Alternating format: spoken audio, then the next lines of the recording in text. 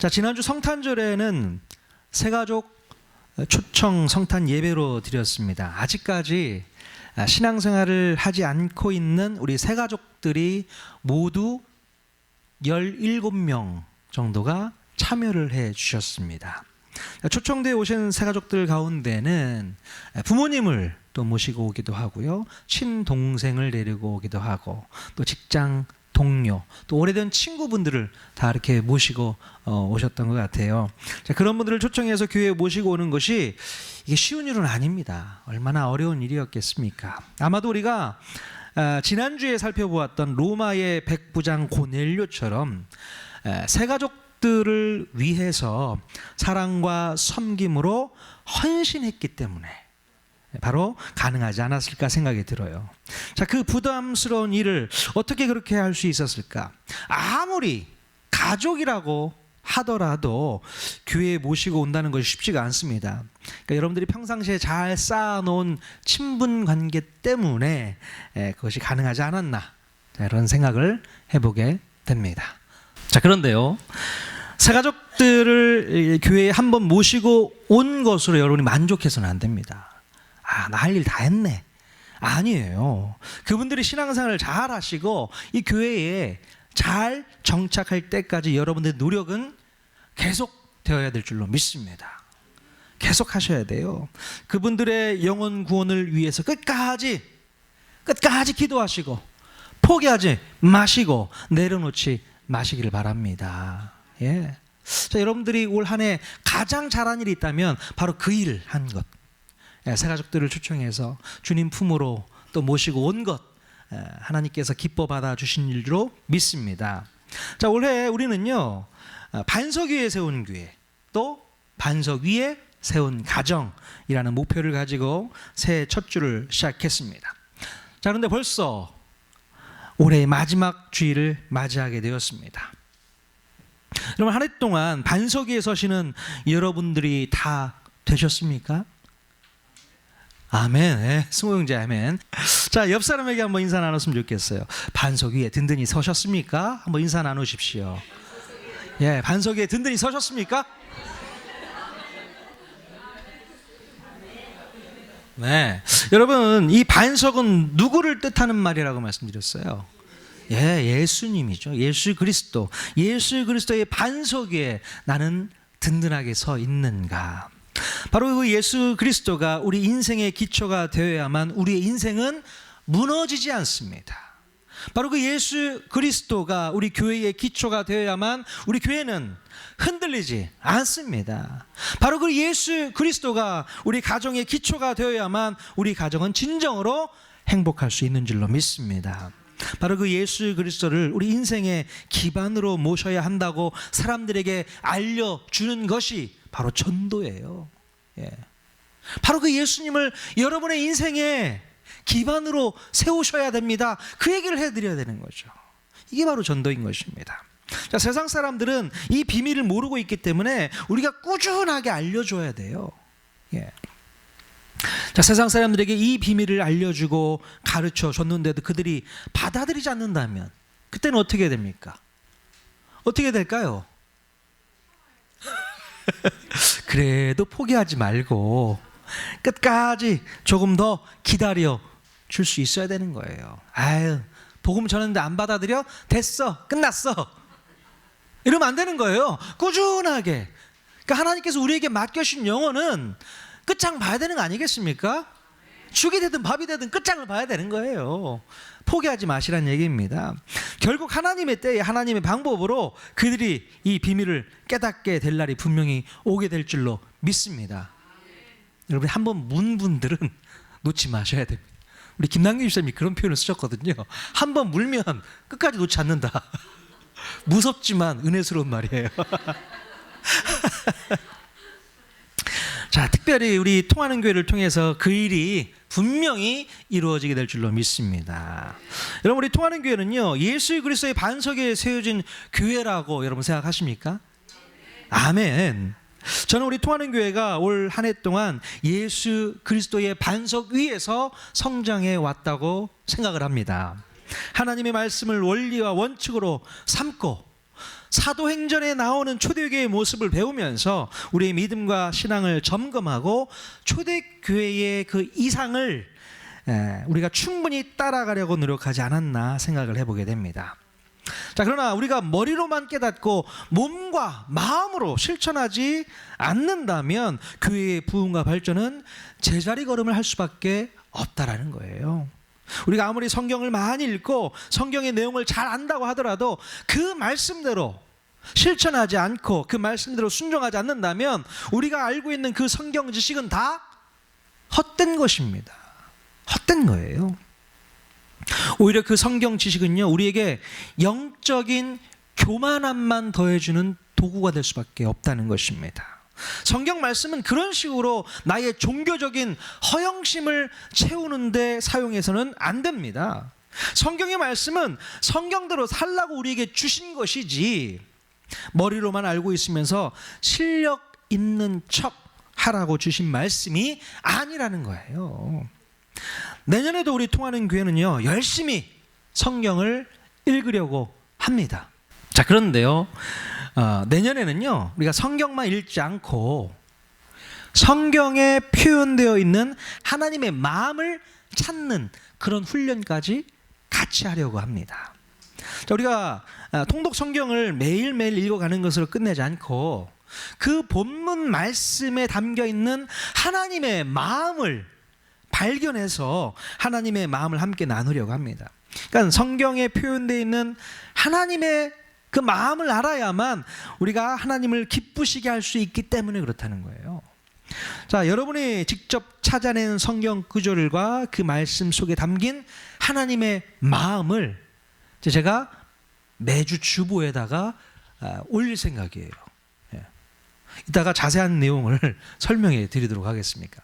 어떻게 해서 그것을 찾고 어떻게 올리는 것인가. 자, 왜 이런 것을 하게 되냐면요, 2020년 우리 통하는 교회의 표가 바로 주님의 마음을 본받는 교회, 이렇게 정했습니다.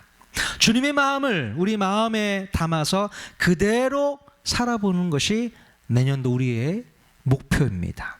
그리고 성경에 기록된 주님의 마음이 어디에 계속 머물러 있는지를 찾아내서, 그리고 내후년에는요, 우리 교회가 본격적으로 그 일을 한번 해보려고 합니다. 그러니까 여러분이 매일매일 성경을 읽으면서 성경에 표현된 주님의 마음을 반드시 찾아내셔야 됩니다. 주님의 마음 표현이 얼마나 성경에 풍성하게 기록되어 있는지 여러분 아십니까? 그런 게 있었어? 예. 성경에는 얼마나 많이 하나님 마음이 표현되어 있는지 몰라요. 우리가 그걸 발견해내야 됩니다. 어떻게 해요? 성경을 읽으셔야죠. 읽으면서 발견해내시는 겁니다.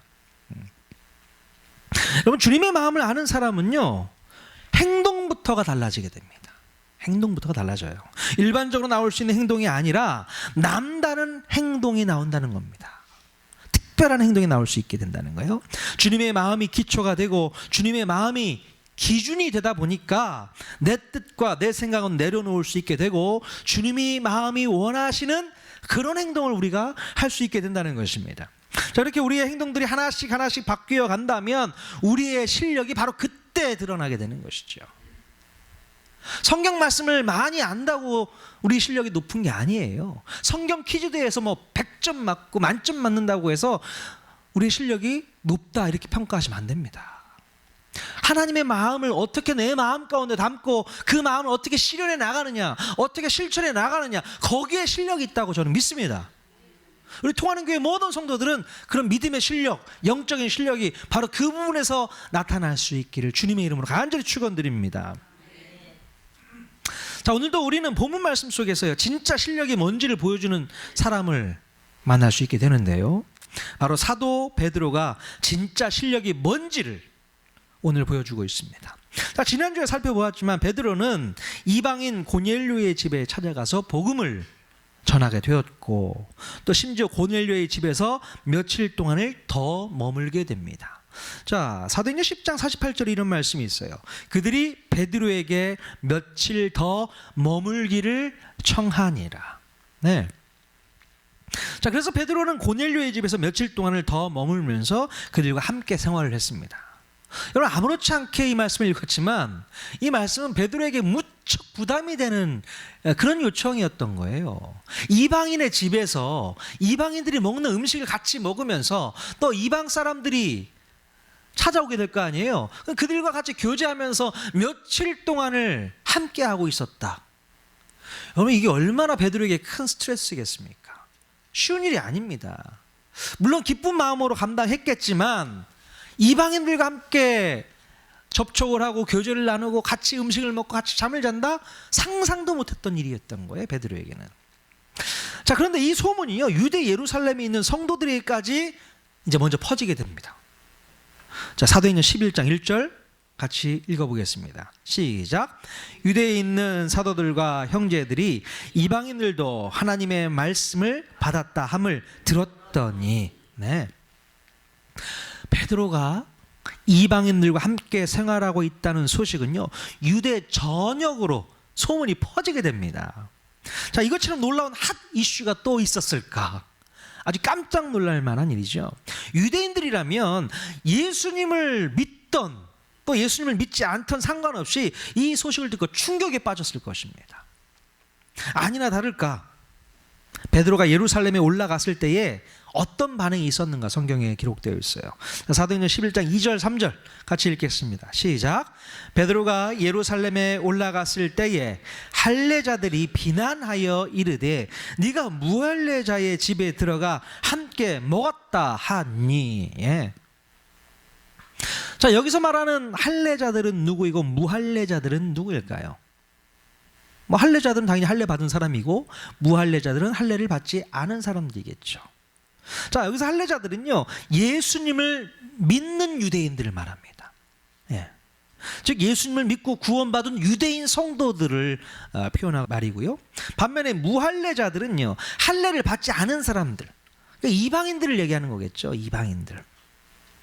자, 이때까지만 해도 예수님을 믿는 유대인 성도들 모두는 비록 예수님을 믿는다고는 하지만 여전히 유대적인 관습에 사로잡혀서 살았던 사람들이 거의가 대부분이었습니다. 예. 예수를 믿는다고는 했지만 유대인 전통적으로 내려오는 유대인의 관습을 다 지키며 살았던 사람들이라는 거예요. 자, 그렇기 때문에 베드로의 이 어처구니 없는 행동은 사람들의 비난을 받기에 충분했다는 겁니다. 자, 아무리 베드로가 예수님의 수제자이고 초대교회를 이끌어가는 수장이라고 하지만 베드로의 이 어처구니 없는 행동은 모든 유대인들의 비난거리가 되었던 것이죠. 자, 아마도 이 소식은 그때 당시 성도들을 핍박했던 바리새파나 사두개파 사람들에게까지도 들어갔을 거예요. 자, 그들은 베드로가 이방인들과 함께 교제하고 생활했다는 소식을 듣고서 그리스도인들을 비웃었을 것입니다. 야, 니들이 그럼 그렇지. 야, 근본도 없는 것들이 어디서 까불어. 그러니까 그리스도인들을 핍박했던 바리새인들이 바라보는 베드로의 모습은 그런 거예요. 근본도 없는 거예요. 어떻게 유대인이라고 하면서 이방인들과 함께 식사를 할 수 있고 같이 잠을 잘 수 있고 같이 생활을 할 수 있나. 충분히 비난하기에 합당하죠. 자, 베드로는 지금요, 자기의 적에게도 욕을 먹고 있고 또한 심지어 믿음의 형제들에게까지도 욕을 먹는 상황이 돼버린 겁니다. 베드로는 왜 이렇게 사람들에게 비난을 받아야 했던 것입니까? 바로 유대인들의 전통과 관습을 완전히 박살내 버렸기 때문에 그렇게 비난이 쇄도했던 것입니다. 자, 베드로는 사람들이 자기를 비난하는 것에 대해서 이런 반응이 나올 거라고 예상을 했을까요? 아니면 야, 이렇게까지 자기가 비난받을 것이라고 예상을 못했을까요? 자, 4절 말씀에 보면 베드로의 그 행동을 보면요, 베드로는 이런 비난을 예상하고 있었던 것 같습니다. 자, 4절에 어떤 말씀이냐 보면요, 베드로가 그들에게 이 일을 차례로 설명했다 이렇게 표현하고 있어요. 자, 베드로는 예루살렘에 올라오면서 이런 상황을 충분히 예상하고 미리 할 말을 준비하고 있었다는 것입니다. 그래서 그 뒤에 나오는 13절이나 되는 내용을 반복해서 설명하고 있는 것을 볼 수 있어요. 자, 원래 베드로가 이런 성격의 사람은 아니었습니다. 차례로 설명했다? 말도 안 되는 거예요. 차근차근 설명해주는 성격이 아니잖아요. 불같은 성격이기 때문에 자기를 비난하는 사람들에 대해서 어쩌면 반격했을 확률이 높은 그런 성격이었습니다. 자, 예전에 대제사장의 종들이 예수님을 잡기 위해서 왔을 때 베드로가 하는 행동이 어떤 행동이었습니까? 칼을 빼들어서 대제사장의 종 말고의 귀를 잘랐잖아요. 불같은 성격이에요. 그런 베드로가 지금까지 있었던 일을 차근차근 설명한다? 쉽지 않은 거죠. 그렇게 베드로가 많이 바뀌었습니다. 자, 이렇게 성령이 충만한 베드로는요, 사람이 완전히 180도로 변해 있는 것을 우리가 볼 수 있습니다. 자기 성격대로 일을 처리하지 않고 바로 주님의 마음을 담아서 말하고 행동했던 것을 볼 수 있어요. 자, 여러분 1절 말씀에 보면 이방인들이 하나님의 말씀을 받았다라고 기록하고 있는데, 베드로는요 정말로 하나님의 말씀을 받았기 때문에 이렇게 사람들로부터 비난을 받을 행동도 마다하지 않을 수 있었다는 것입니다. 자, 우리도요 여러분 성격대로 일하시면 안 됩니다. 성격대로 일하지 마시고 주님의 마음을 담아서 일하고 행동해야 될 줄로 믿습니다. 물론 그 성격 때문에 하나님께서 그분을 쓰시는 경우도 있어요. 근데 성격대로 하다 보면은 하나님의 더 큰 일들을 감당하지 못할 때가 있습니다. 내 소심한 성격, 또 나의 다혈질적인 성격, 물론 하나님께서 쓰실 때도 있지만 그것을 내려놓고 하나님의 마음을 내 마음 가운데 충분히 담아서 하나님의 일을 우리가 분명히 해야 될 줄로 믿습니다. 여러분 사도행전 9장 32절 이후에 보면요 베드로가 어떤 모습으로 나오는가 한번 살펴볼 수 있어요. 자, 베드로는 룻다에 사는 8년 된 중풍병자 애니아를 고쳐서 일으켜 세웠던 사건이 있었죠. 그리고 또 요바에 사는 여제자 다비다가 병들어 죽었을 때에 그녀를 살렸던 놀라운 기적을 일으켰던 기록이 성경에 기록되어 있습니다. 정말로 대단한 사건의 주인공이 된 거예요. 8년 된 중풍병자를 일으켰습니다. 여러분 전혀 놀라지 않으시잖아요. 이거 놀랄 일입니다. 심지어 죽었던 사람을 다시 살렸다니까요. 제가 만약에 그런 기적을 일으켰다면 통하는 교회가 차고 넘쳤을 것 같아요. 자, 이런 베드로의 모습을 보면서 사람들은 서로가 베드로에게 안수기도 한 번 더 받으려고 줄 서 있지 않았겠습니까? 또 자기 집에 서로 모시고 싶어서 싸우다시피 했을 거예요. 베드로를 차지하기 위해서 얼마나 애를 썼겠습니까? 자, 여러분 만약에 베드로가 여기까지 사역을 하고 나서 예루살렘으로 바로 돌아왔다면 예루살렘에서는 어떤 반응이 벌어지게 되었을까요? 어떤 반응이 벌어지게 되었을까요? 아마도 베드로의 인기가 하늘을 찌를 듯이 높아졌을 것입니다. 당연하죠. 모든 사람들이 베드로를 칭찬하고 우러러보았을 것입니다. 자, 여러분 베드로가 사람들이 이런 반응을 예상을 했을까요? 못했을까요? 당연히 예상을 하죠. 야, 내가 이대로 예루살렘에 올라가면 사람들이 날 어떻게 바라볼까? 날 우러러보겠지. 이런 생각을 분명히 하죠. 아마도 저 같았으면 그런 일이 있고 난 다음에 바로 저는 예루살렘 올라왔을 거예요. 그리고 부흥 간증 집회를 막 하고 돌아다녔을 겁니다. 막 사람들 막 끌어모으고 막 예수 믿게 해야 되니까 내가 이런 능력을 하나님께서 주셔서 행했다 하면서 사람들을 모아야 될 거 아닙니까? 그래서 예수 믿게 해야죠. 그런 생각이 저는 바짝 들던데요. 근데 베드로는 그런 생각을 전혀 안 하는 것 같습니다. 그런 일을 한 적이 없어요. 베드로는 그 칭찬과 환호와 대접이 있는 자리로 나아가지 않고 오히려 비난과 경멸과 모욕이 쏟아지는 이방인의 자리로 과감하게 나아가는 것을 볼 수 있습니다. 분명히 베드로는요 자기가 어떤 결정을 내리고 어떤 행동을 하느냐에 따라서 칭찬이 쏟아지거나 또 아니면 비난이 쏟아지게 될 것을 알고 있었다는 것입니다. 자, 그러나 그럼에도 불구하고 베드로는 비난을 받는 쪽으로 발길을 옮기게 되었다는 것이죠. 생각해 보세요. 가이사랴에서 사람이 보내져 왔는데 내가 거기로 가게 되면 내가 어떻게 될 건가? 베드로가 예상을 왜 못했겠습니까? 이방인들의 집으로 가는 건데 유대인들이 바라보는 시선이 곱지 않겠다, 이런 생각을 충분히 할 수 있게 되는 것이죠. 피할 수도 있었을 수 있습니다. 하지만 베드로는 그것을 피하지 않았다는 겁니다. 여러분, 베드로가 이런 결정을 내릴 수 있었던 이유는 과연 무엇일까요? 바로 말씀을 통해서 주시는 주님의 마음을 느꼈기 때문에 이런 어려운 결정을 내릴 수 있게 되었던 것입니다. 자기에게 쏟아질 비난과 또 책망과 모욕과 비웃음이 있었음에도 불구하고 베드로는 주님이 주셨던 말씀 앞에 온전히 순종함으로 나아가게 되었던 것입니다. 베드로는요, 결코 사람들의 칭찬과 인정과 존경과 환호성에 눈이 멀어서 그것을 선택하지 않았다는 거예요. 이게 베드로의 실력이라고 저는 생각을 합니다. 분명하게 주님의 음성을 듣고 말씀을 받은 이 베드로의 선택은 너무나도 단호했습니다. 결코 뒤에 벌어질 괴로운 일들에 대해서는 생각하지 않았다는 겁니다.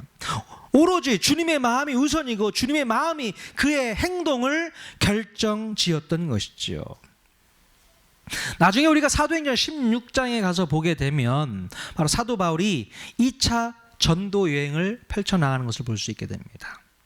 자, 바울이 유럽의 첫 성이었던 빌립보 지역에 도착했을 때에 무슨 일이 일어났었어요? 어떤 일이 일어났습니까? 바로 귀신 들려서 점치는 여인을 고쳐주는 일이 일어났어요.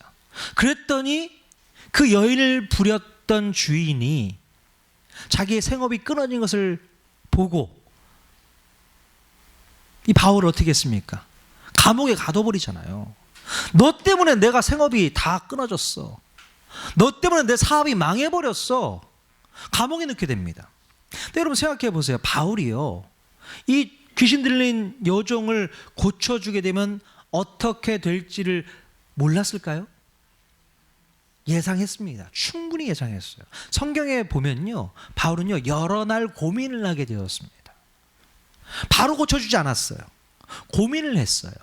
그리고 결국에는 그 여인을 고쳐주게 됩니다. 그리고 감옥으로 들어가게 되죠. 충분히 예상했지만, 그러나 그 마음 가운데, 사도 바울의 마음 가운데 있었던 생각은, 그래, 이것이 바로 하나님의 마음이지, 한 영혼을 사랑하시는 주님의 마음이지, 그 마음을 깨닫게 된 것입니다. 여러분, 예수님께서 한 영혼을 위해서 그 힘들고 어려운 사역들을 마치고 그 밤중에 배를 타고 거라사인의 지역으로 왔던 거 기억하시죠? 통성경 하면서 배웠지 않습니까? 그 하루 일정이 얼마나 빡빡했어요. 너무나도 피곤하시니까 배에서 잠을 주무시기까지 했던 우리 예수님. 그러나 그 귀신 들려있던 한 영혼을 살리기 위해서 그 밤중을 마다하지 않고 오셨던 그 예수님. 바울이 그것을 기억했던 거예요. 그래서 뒷일 생각하지 않습니다. 내가 감옥에 갇혀도 상관없어. 내가 매를 맞아도 상관없어. 내가 그 어떤 비난을 받아도 상관없어. 나는 이 여인을 고쳐야 해. 그 생각밖에 없었던 것 같아요, 바울이요. 그래서 그 여인을 고쳐주는 놀라운 일이 있었죠. 그럼 우리가 주님의 마음을 알게 되면요, 주님의 마음에 합당한 행동을 하게 되는 줄로 믿습니다. 비록 그 일로 인해서 내가 어떤 고난과 고통을 당하게 될지를 알게 된다고 하더라도 그것이 주님의 마음이고 주님의 뜻이라면 뒷일은 생각하지 않고 일을 저지를 수 있어야 되는 것이죠. 여러분, 그런데 우리가 주님의 마음을 깨닫지 못하고 있다면 우리의 행동은 어디에서 멈추게 될까요? 바로 사람들로부터 인정받고 칭찬받는 데까지만 하고 멈추게 돼요. 그게 관심이거든요. 그게 더 중요하거든요. 주님의 마음은 별로 관심이 없고 오로지 나에게 떨어지는 칭찬과 인정에만 관심이 있기 때문에 사람들로부터 칭찬받고 또 인정받고 존경받고 사랑을 받는 데까지만 가고서는 더 나아가지를 못한다는 겁니다. 더 나아가지를 못해요. 바로 내 행동의 근거는 오로지 사람들의 이목에 치중되어 있기 때문에 그렇습니다. 자, 그러나 주님의 마음이 어떠한지, 주님의 말씀이 무엇인지를 늘 생각하는 사람들이라면 사람들의 눈치를 살피지 않습니다. 그게 그렇게 중요하지 않은 거예요. 사람들이 뭐라고 하든지 상관없이 주님이 기뻐하신 일을 하게 되어 있다는 것입니다. 주님의 말씀과 주님의 마음이 내 행동의 근거라고 생각하기 때문에 그럴 수 있다는 것이죠. 예. 누가 뭐라든 상관없어. 주님이 기뻐하시는 일이라면 나는 그냥 할 거야. 나는 직진할 거야. 그런 마음은 우리에게 분명히 있어야 될 줄로 믿습니다. 최근에 그 인터넷 신문에 그 이찬수 목사님을 인터뷰한 글을 제가 읽게 되었어요.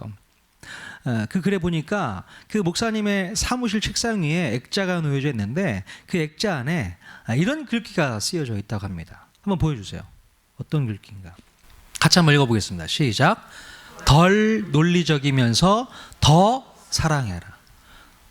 덜 논리적이면서 더 사랑해라. 이게 무슨 말일까요? 그러니까 논리적인 생각은 우리 인간이 가지고 있는 이성과 판단력이라고 말한다면, 사랑이라는 것은 주님의 마음을 품은 자에게서 나오는 행동이라고 볼 수 있는 것이죠. 그러니까 내 생각은, 내 판단은 덜 해야 되고, 오히려 주님의 마음을 품고 더 사랑하는 게 우리에게 필요하다는 이야기를 하고 있는 말인 것 같습니다. 덜 논리적이면서 더 사랑해라. 근데 늘 저의 모습을 바라보게 되면 저는 더 논리적이고 더 이성적이고 늘 논리적인 사고, 합리적인 사고를 하려고 애를 썼던 저의 모습을 바라보면 너무나 참 아쉽다는 생각을 해보게 돼요. 나의 이성과 판단력을 더 신뢰하고요, 오히려 주님의 마음은 덜 신뢰하는 그런 모습이 아니었나, 그런 생각을 해보게 돼요. 며칠 전에 제가 사무실에서 이렇게 업무를 보고 있는데 어떤 연세 많으신 할머니께서 이렇게 들어오시더라고요. 저 문 열고 그 폴딩도가 닫혀져 있는데 폴딩도도 확 열고 막 이렇게 들어오시는 거예요. 그리고 안으로 또벅또벅 들어와서 문을 쾅쾅쾅쾅 두드리는 겁니다. 누구세요? 해서 보니까 할머니께서 오셔가지고 자기가 문창동에 사는데 여기 친구 만나러 왔다가 돈도 없고 해서 차비를 좀 달라고 그러시는 거예요. 딱 보니까 여러 번 많이 쓰셨던 수법 같으시더라고요. 그래서 제가 어디까지 가셔야 되는데요? 문창동 가야 된다고. 그러세요? 자꾸 막 코치코치 캐묻게 되는 거예요. 뭐에 쓰시려고요? 뭐 타고 가실 건데요? 근데 그러면서 갑자기 제가 이 생각이 난 겁니다. 덜 논리적이어야겠다. 그래서 그냥 속자. 제가 여러 번 경험을 했었거든요. 그냥 차라리 뭐 도와주세요라고 하면은 충분히 도와줄 수 있겠지만 핑계를 대고 오니까 제가 더 논리적인 사고가 발동하는 거예요. 그러지 말자. 그래서 핸드폰에 늘 제가 껴놓고 있는 비상금 10,000원이 있거든요. 그금을 떼서 드렸어요. 그리고 이제 잘 가시라고 이제 배움까지 해드렸죠. 그런 마음들을 순간순간 논리적인 생각들을, 합당한 생각들을 우리는 하게 되잖아요. 한번 기억했으면 좋겠습니다. 하나님의 마음을 담은 그 사랑이 우리에게 언제든지 나갈 수 있도록 준비되어 있는 그런 저와 여러분 모두가 다 됐으면 좋겠어요. 우리는 너무나도 이성적인 사람이에요. 논리적인 사람입니다. 당연히 해야 할 거 해야 되고 하지 말아야 할 건 안 하려고 하는 사람들이잖아요. 근데 그 논리를 한 번 더 내려놓으십시오. 덜 논리적인 게 하나님 앞에서는 합당합니다. 그 대신에 더 사랑하는 마음으로 나아가는 것이 우리에게 분명하게 필요한 줄로 믿습니다. 여러분, 그러므로 우리 통하는 교회 사역도요, 바로 주님의 마음을 깨닫는 데에 우선해야 될 줄로 믿습니다. 사람들의 칭찬과 인정과 환호에 우리 사역의 초점이 맞추어져서는 안 됩니다. 통하는 교회는 잘하고 있는 교회라고 남들에게 소문이 나는 것에 우리의 마음을 빼앗겨서는 안 됩니다. 우리는 거기에 또 관심이 있어요. 통하는 교회가 소문이 어떻게 났지? 잘 났나? 대웅교회 사람들은 어떻게 통하는 교회를 바라보고 있지? 거기에 되게 관심이 많이 있는 것 같아요. 그러나 그런 마음에 우리 빼앗겨서는 안 된다는 거예요. 물론 교회가 좋은 소문이 나는 것은 좋은 일이지만 그 좋은 소문에 우리의 관심이 묶여 있어서는 안 된다는 겁니다. 성탄절에 새 가족이 얼마나 많이 왔고 또 어느 큰 교회 못지않게 뽀대나는 식탁을 잘 차려서 대접했다는 식의 거치장만 드러내놓고서는 안 된다는 겁니다. 그것만 자랑하고 있어서는 안 된다는 거예요. 오히려 우리의 관심은 한 영혼 한 영혼에 더 많이 집중하고 더 어렵고 더 힘든 섬김과 헌신을 추구하면서 나아가야 될 줄로 믿습니다. 어떻게 해서든 한 번 오셨던 새가족들에게 더 집중하면서 그들을 위해서 더 많이 기도하면서 애쓰는 것이 주님의 마음을 기쁘시게 해드리라는 것을 우리가 분명히 깨달아야 될 줄로 믿습니다. 여러분, 앞으로 우리는 어쩌면 우리 교회가 선택해야 할 일들 중에 사람들로부터 좋지 못한 평가나 소리를 들을 수 있는 일이 얼마든지 있을 수 있어요. 그렇지 않겠습니까? 자, 그러나 그 일이 하나님의 뜻이고 하나님의 마음이라면 우리는 그 일에 목숨까지 걸 수 있어야 될 줄로 믿습니다. 베드로처럼 자기 동족의 비난과 야유를 감당하면서까지 이방인들을 품었던 것처럼 우리도 세상의 모진 평가를 받더라도 해야 할 일은 반드시 해야 될 줄로 믿습니다.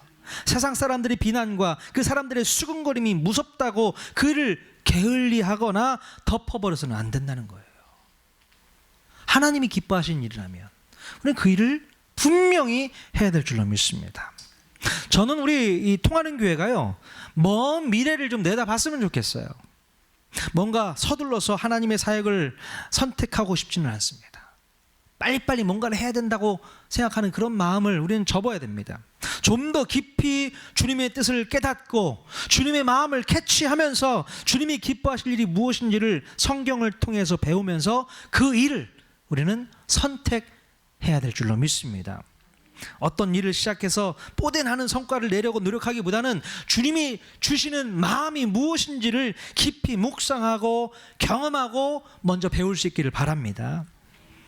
자, 그런데 만약에 이러다가 갑자기 우리 교회를 통해서 하나님께서 뭔가를 일하기를 원하신다고 말씀하신다면 그때는 믿음으로 감당하고 순종하는 그런 교회가 되기를 소망합니다.